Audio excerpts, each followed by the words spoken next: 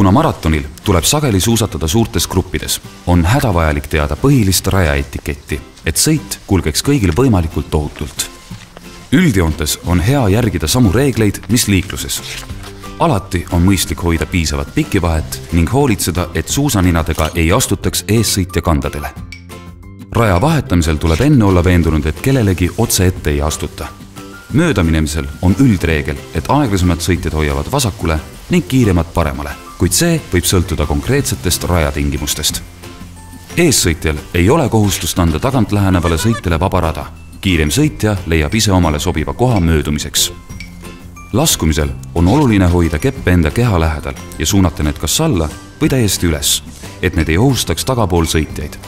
Iga järgnev laskuja liugleb lumel paremini kui eelmine. Seega on lihtne eessõitjale selga libiseda.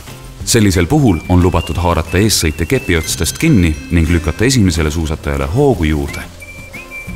Viimaks on oluline häälestada end rahvarohketes stardilõikudes kestvussõiduks, mitte sprindiks. Esimese 10 kilomeetri jooksul on soovitatav keskenduda pigem rahulikule grupisõidule kui möödumistele, kuna liigne pingutamine sõidu alguses võib tekitada ohtlikke olukordi ega jätta energiat maratoni otsustavateks kilomeetriteks.